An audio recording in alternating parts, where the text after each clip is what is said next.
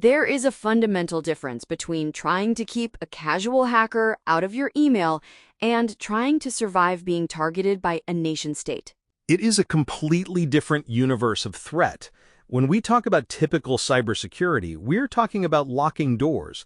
But when you are the specific target of something like Pegasus spyware or a Stingray device, the door doesn't matter. They don't need the door. They just dissolve the wall.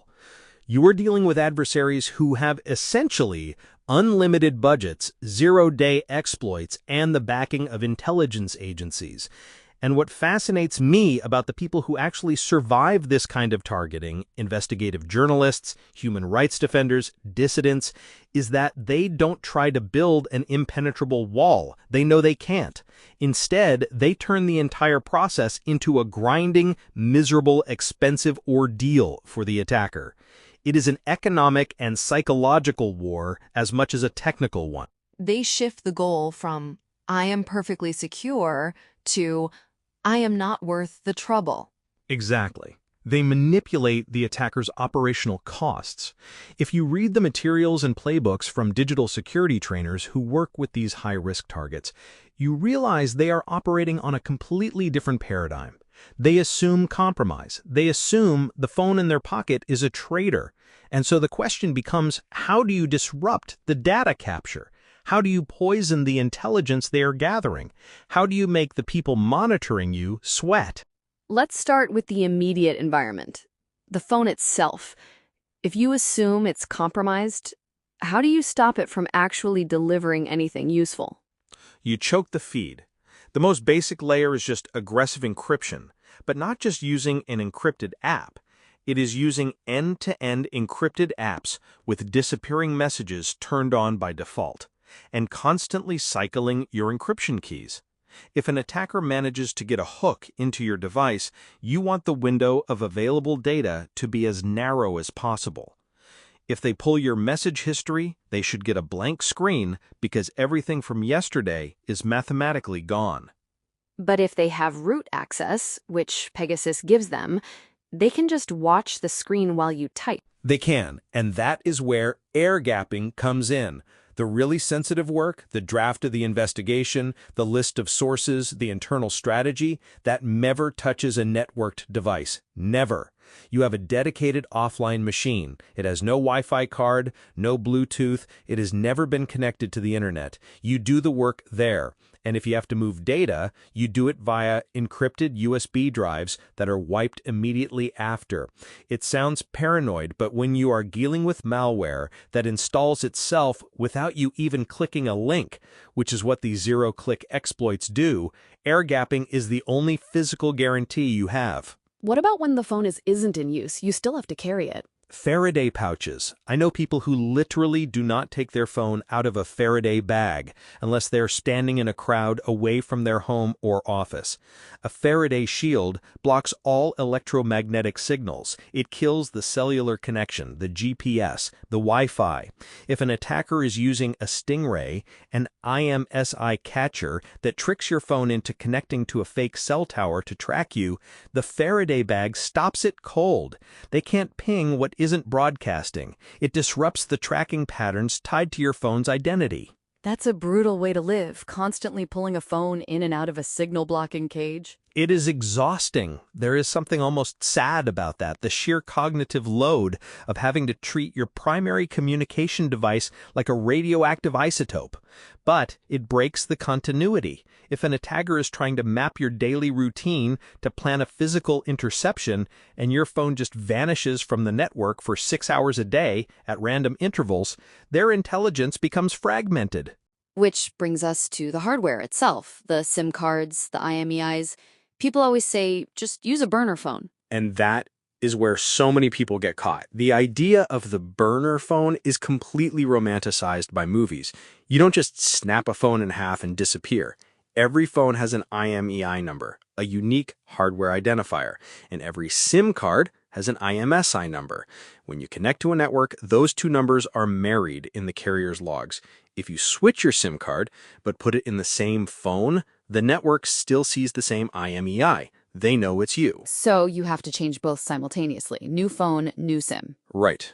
But even then, it's not that simple. No, the more interesting thing is the behavioral correlation. Let's say you buy a new burner phone and a new SIM with cash. Perfect. You turn it on at your house. Well, your old phone was at your house every night for the last 3 years, and now this new anonymous device is sleeping at the exact same GPS coordinates. The algorithm flags the overlap. Or you turn on the burner and the first thing you do is call your spouse. Burner compromised. The attackers aren't just looking at hardware identifiers, they're looking at social graphs and spatial patterns. Wait, does that actually hold? Because if you're dealing with a mass surveillance dragnet, sure, algorithms catch that. But if you are a specific target of a localized Stingray operation, they aren't necessarily running global correlation algorithms on your metadata in real time. They're just trying to grab your IMSI from the air. I hear you, but I keep getting stuck on the fact that these operations are rarely just localized anymore. If a state actor is deploying a Stingray near your office, they almost certainly have access to the broader telecom data to back it up. They are running hybrid operations. But you're right that in the immediate tactical sense, a Stingray is just a brute force vacuum. It sits in a van or a backpack, overpowers the real cell towers, and forces every phone in a half-mile radius to connect to it. Exactly. And this is where we start talking about monitoring the monitors, because Stingrays aren't invisible. They are essentially radio transmitters screaming at your phone. There are apps and tools designed to map cell towers and look for anomalies. If a new cell tower suddenly appears outside a journalist's hotel, and it doesn't match the public databases of known infrastructure, and it's trying to force 2G downgrades, that's a massive red flag. I read about a tool the EFF put out recently, Ray Hunter, I think it was called. Yes, Ray Hunter. It's brilliant. According to reports from early 2025, you can run Ray Hunter on a cheap mobile hotspot that costs less than $30. It analyzes the traffic between the cell tower and the device, looking for suspicious events like spurious IMSI queries or 2G downgrades. If it sees them, the screen turns red. You don't have to be a radio engineer to use it. That shifts the dynamic entirely. If a $30 hotspot can detect a police surveillance tool, the attacker loses their invisibility. It completely alters the risk profile for the operator. If you know they are there, you can stop broadcasting, you can power down, but more importantly, you can start building evidence. You log the network anomalies. You keep timestamps of odd service drops or strange pings. If you are a target, building a baseline of what your network is supposed to look like is your best defense against an active intercept. It's the same principle for the device itself. Baseline audits. Precisely. Pegasus is designed to be invisible, but it still has to obey the laws of physics. It has to transmit data, which means it uses battery. It has to access the microphone and camera. Targets learn to monitor their device's baseline behavior. If your phone is running hot while sitting on a desk, or the battery drains 20% in an hour when you aren't using it, or you see unknown background processes in the logs, those are indicators of compromise. You aren't going to find a folder labeled Pegasus, but you will find the wake of the boat. Let's pivot to the intelligence side, because catching them is one thing, but actively ruining their data is another. Poisoning the well. Creating unreliable intelligence. This is where it gets highly psychological. If you know you are being watched, or you strongly suspect it, you can use that against them. You vary your physical routes, your times, your online habits. You force the attackers to constantly update their models. But the real art is misinformation seeding. Feeding them garbage. Strategic garbage. You introduce false, highly trackable breadcrumbs into your communications. You tell one suspected compromised channel that you are meeting a source at a specific cafe at noon. You tell a different channel you are meeting them at a hotel at 2 p.m.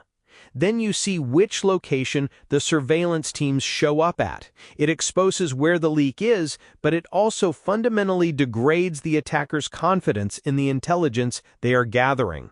If they act on bad intel 3 times in a row, the operators look incompetent to their superiors. It weaponizes their own surveillance against their operational efficiency. And you combine that with layered accounts. Multiple, separate identities with absolutely zero overlap in logins, contacts, or behavioral patterns. You have one persona for public work, one for source communication, one for logistics. If they compromise one layer, they don't get the whole puzzle. They just get a fragment that doesn't make sense on its own. But doing that requires incredible discipline. One slip, one cross-pollinated contact, and the layers collapse. It is brutally hard, and that brings us to the economics of all this, because the ultimate goal isn't just to hide, it's to bankrupt the attack. These exploits are not cheap. The zero-day market has gone completely parabolic. Data from CrowdFence in 2024 and 2025 shows that a full-chain, zero-click exploit for an iPhone or Android can sell for $5 million to $7 million. Some pricing lists even have bounties up to $9 million for specific SMS zero-clicks. $7 million just for the method of entry? Just to get through the door without the user clicking anything. So think about that from the attacker's perspective. They have this incredibly expensive, fragile weapon. A zero-day exploit is essentially a perishable good. The moment Apple or Google discovers the vulnerability and issues a patch, that $7 million tool becomes utterly worthless against updated devices. So how do you fight back? You update your phone the second a patch drops. You force frequent OS reinstalls. Wiping the device entirely. Full wipes with complete encryption. Many persistent spyware hooks rely on surviving a simple reboot, but if you back up only your essential clean files and completely pave the operating system every few weeks, you break their persistence. You force them to reinfect you, and every time they deploy that multi-million-dollar zero-click payload against you, they risk leaving a forensic artifact that could expose the vulnerability to researchers. Wait, I don't know, that feels too clean to me. If they have a working zero-click, they just automate the reinfection. It costs them nothing to fire it at you a second time if the vulnerability hasn't been patched yet. You are absolutely correct that the deployment itself is automated. Firing it twice doesn't cost them another $7 million, but it increases their exposure risk exponentially. Every time that exploit traverses the network and interacts with your hardware, it creates a footprint. Amnesty International Security Lab developed the Mobile Verification Toolkit, MVT, specifically to hunt for these traces. It scans iOS backups and Android file system dumps for indicators of compromise tied to Pegasus.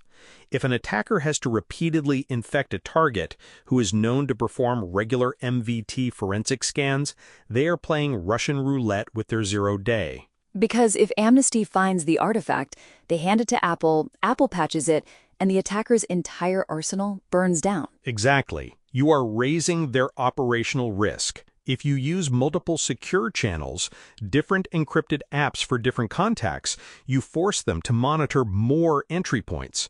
You increase the friction of their surveillance. And eventually, you have to bring in outside eyes. You can't fight a state-level threat alone in your living room. This is where the legal and public exposure comes in. Taking it out of the shadows. Filing FOIA requests. Reporting suspected Stingray deployments to privacy watchdogs. Going to the press. When NSO Group's Pegasus was found on the phones of journalists and activists, the resulting public investigations crippled their corporate reputation. They faced lawsuits from Meta and Apple. The political blowback is often the only thing that actually restrains the operators. But does it? We see these massive scandals, yet the tools keep being used. Spain's Prime Minister Pedro Sánchez had his phone infected with Pegasus. It caused a massive political crisis, and yet in early 2026, the Spanish courts had to shelve the investigation again because Israel simply refused to cooperate. The legal route seems broken when state actors just stonewall. That makes me genuinely uncomfortable, to be honest. You are highlighting the hardest truth of this whole ecosystem. The impunity is structural. When a judge in Spain cannot compel a foreign state to cooperate in an investigation involving the hacking of their own prime minister, what hope does a freelance journalist have? It is a very dark realization. But the exposure still matters. It burns the infrastructure. Every time these reports come out, the attackers have to tear down their command and control servers and rebuild. It forces them to spend money and time. Yes, and on a grassroots level, Community verification networks are becoming incredibly powerful. Targets talking to other targets. If a human rights lawyer in Mexico notices strange battery drain, and she coordinates with an activist in London who has seen the exact same network anomalies, they can confirm the pattern. They realize they aren't crazy. They pool their forensic data, they build a collective defense. It takes the isolation away. Surveillance relies on the target feeling paranoid and alone. Exactly. The isolation is the weapon. When you break that, when you share your logs, when you run an MVT scan and publish the results, you turn their covert weapon into a public liability. It is a grueling way to live, but for the people doing critical work, this layered defense, disrupting the data, poisoning the intelligence, monitoring the monitors, and driving up the costs is the only way to survive in a landscape where the attackers have millions to spend on a single vulnerability. It reframes the whole concept of digital security. It's not about being invincible, it's about being too expensive to hunt. It is. It's an economic war of attrition. The idea of turning a surveillance dragnet into a liability for the operator is a powerful way to look at this material. The playbook of making yourself an expensive target is essential for anyone doing sensitive work. Send this conversation to anyone who needs to hear it. It might just change how they view the device in their pocket.